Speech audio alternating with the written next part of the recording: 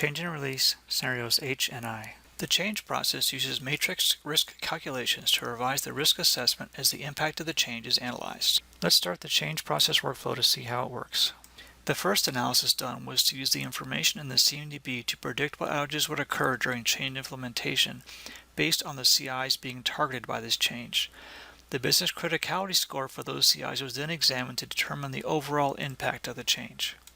Next, the workflow uses a matrix to calculate the priority based on the updated impact and urgency values. Note that this matrix behavior is easily configured by customers. And finally, an initial risk calculation was done based on the impact and probability of failure values. Next, the workflow issues assignments to subject matter experts to do their assessments, if this change model calls for it. Subject matter experts provide their inputs on this tab. The impact values they provide will be used in subsequent recalculations of risk. Now the change owner is asked to verify that the implementation plan applied by the change template is complete and all CIs are assigned appropriately. Once this is done, the impact and risk will be recalculated using that implementation plan. The first step is to again predict outages based on the information in the CMDB. Next, the business criticality value on all the predicted outages is analyzed, as well as any impact scores provided by subject matter experts to calculate the overall impact and risk of the change. The results from the impact analysis to identify predicted outages can be seen on the Impacts tab. The predicted outages are shown in a tabular view at the top and graphically below. The CIs highlighted in yellow are the predicted outages. Change and Release J. This is the Change Schedule app. It's used to view scheduled changes and releases. Each row here is a change or a release, and on the right is a Gantt view which displays them in time order. Like other apps I've shown, you can use more search fields, where clause editing, view manage queries, and save queries to filter the data down to see the view that you need. You can see over here there's already some queries been built. The red color here indicates there's a schedule conflict. We'll talk more about what that means later. This is the Change Window Calendar application. This is where you define change windows for the configuration items. As you can see, it's a calendar view. On each day, it shows if there's any hours available for a change window.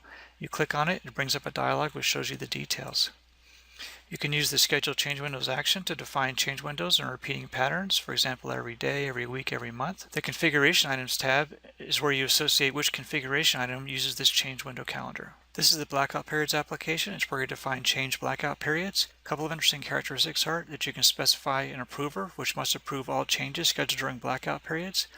Also, you can specify whether it applies to all configuration items or specific ones, which you would specify down here. This is the graphical scheduling application. It's used to schedule changes with accordance with the calendar constraints. You can have as many changes as you want to include in a particular scheduling project. In this case, we have one change and the tasks associated with that change. On the right is a Gantt view that shows the tasks of that change. In the bottom, we see the resource constraints or calendar constraints which need to be taken into account when scheduling this change. These include change windows, blackout periods, and CI tasks. The CI task constraint examines other changes affecting the same CI as this change. The analysis of all these constraints includes not only the CI being directly modified by the change, but also any predicted outages caused by a change. Remember when we saw changes listed in the red in the change schedule application? That was because they had schedule conflicts. That is, they were violating one or more of these resource constraints. On the right is a visualization of which times are available. We can collapse the details of the constraints so we can see there's one time available on the 24th, and if we zoom out a little further, we'll see that other times become available in the future change window calendar times as well. Now, if we want to see the details of why a particular time is not available, we can open up these constraints and drill in to see what blackout period, which change window, which CI, things like that. There is a button available that you can use to schedule for the next available time right here. You click on this and it moves it to a time which is available.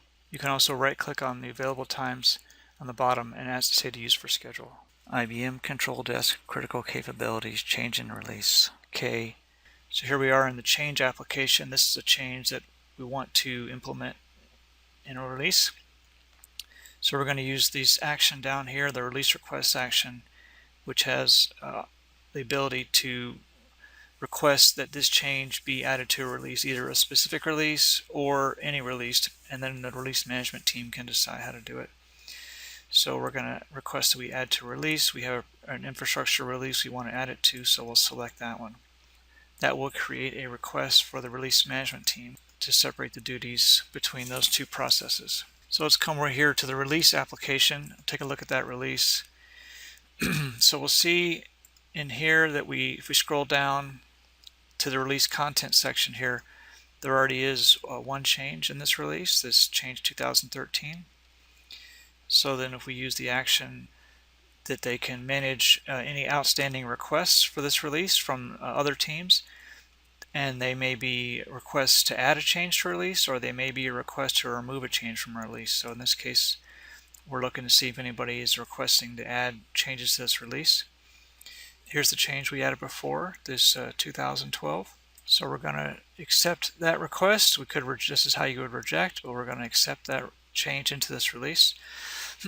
So we'll see that will show up now in our list of changes implemented by this release. So it's easy to see which changes are in which release. And then if we look at, let's go to the process details tab next. So here's kind of a dashboard for the change. For the release. Here's the, it separates out the types of tasks, approval tasks, any milestones, milestone tasks, implementation tasks, right? So you can see we already have some tasks around the building, testing, and implementing of the change that was here previously, 2013. So we'll do a similar thing for this change we just added. We'll create tasks for that as well. And there is down here a more graphical view of this as well, which is like a work in progress as this release is being put together. So just to quickly give an idea of what we'd have to do to add that 2012. So here's on the plans tab, we have the tasks here. So you can see tasks for building, testing of that previous change that we added already, 2013. So we'll just need to add similar kinds of tasks for this change 2012, which is very straightforward. You just click on the new row, and let's do the build task, right? Build change 2012. You see it showed up in the tasks here. IBM Control Desk, critical capabilities, change and release, L. Let's see how we can record post-release review findings. We're in the release application. The place you will record findings from the review would be on the log tab, where we can log all kinds of activity with this release. So come here to the log tab, we'll say click new row to create a new log entry, or say we're going to create a review type entry to record review comments. We'll record the comments. There's you can put the summary of the comments here, and you put the details of the comments down here, and then you just click save, and that'll save the record. So now we've created a record to record review comments.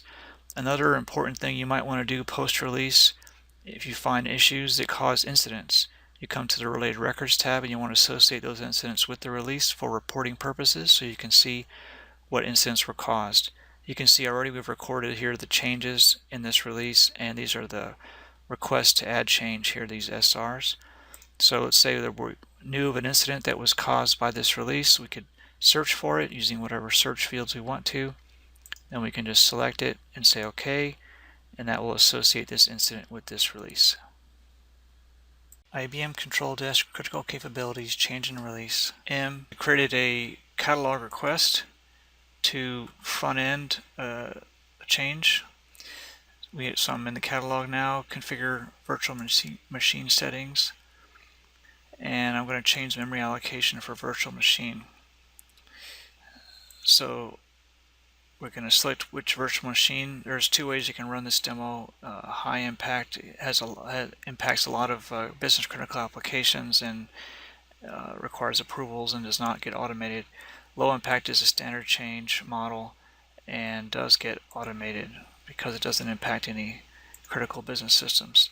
So we're just going to select a new memory size for the VM, and we're going to submit the request.